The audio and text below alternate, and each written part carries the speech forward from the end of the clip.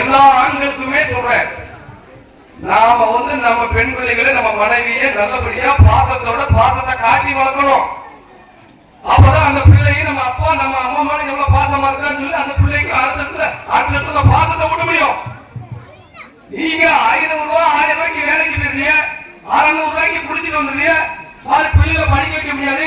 அப்ப அந்த பிள்ளை என்ன பண்ணுது, படிப்பு நிப்பாட்டிட்டு ஒரு மில்லுக்கோ ஒரு தீப்பெட்டி தொழிற்சாலைக்கு வேலைக்கு போயிருது.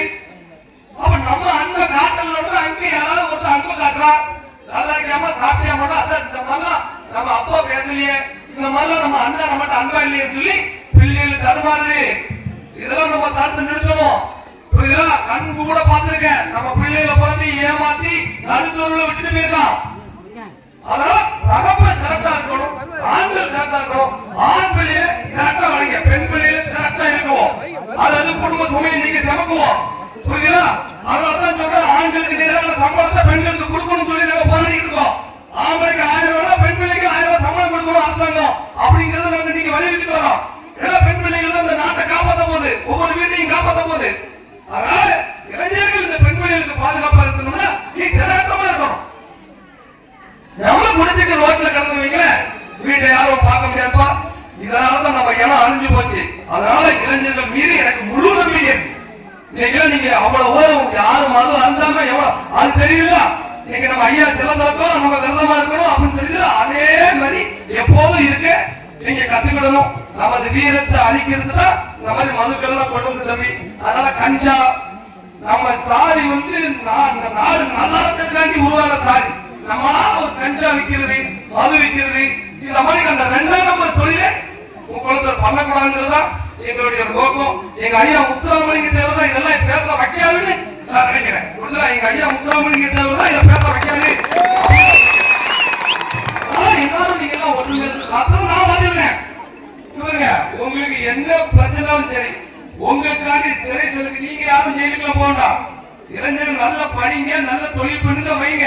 உங்களுக்கு ஒரு பிரச்சனை நான் போராடி ஜெயிலுக்கு போறேன். நான் அதுதான் பிறந்திருக்கேன்.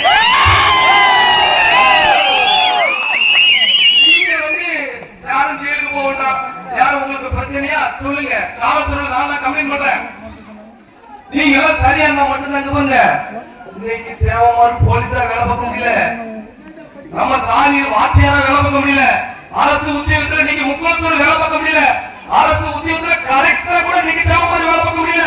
சாதி சொல்லி திட்டா ஒரு சப் இன்ஸ்பெக்டர் தேவையான தெரிஞ்சுக்கிட்டோம்னா உடனே தேவையான அதனால இது பண்றேன்னு சொல்லி பணி செய்ய விடலாம். சின்ன சின்ன பனிஷ்மெண்ட் எல்லாம் உத்தியோகம் கொடுக்காம இருக்காங்க தேவைக்கு. இதெல்லாம் யார் கேட்பா?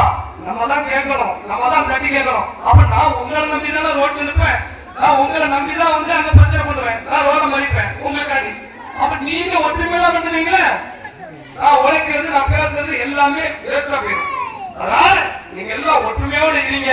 உங்களுக்கு ஒரு துரும்பு உங்க மேல பட்டாலும் நான் விட மாட்டேன். உங்களுக்கு எது எதை செய்யலாம்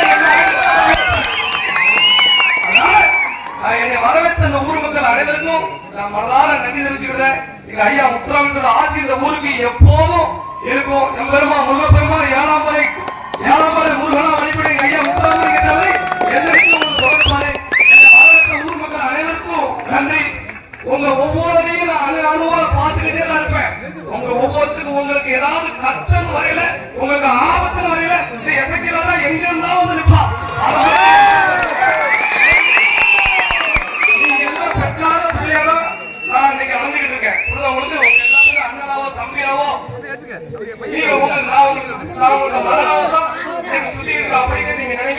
ஒருபோதும் உங்களை கொண்டு அழகு மாட்டேன், ஒருபோதும் உங்களை கொண்டு விசார மாட்டேன். யாருக்கிட்ட ஏதாவது பண்ண தப்ப நான் ஒரு நாளும் பண்ண மாட்டேன். உங்களுக்காண்டி உசர் கரைந்து வைக்க உசர் எங்கேயும் விட்டுட்டு ஓட மாட்டேன்.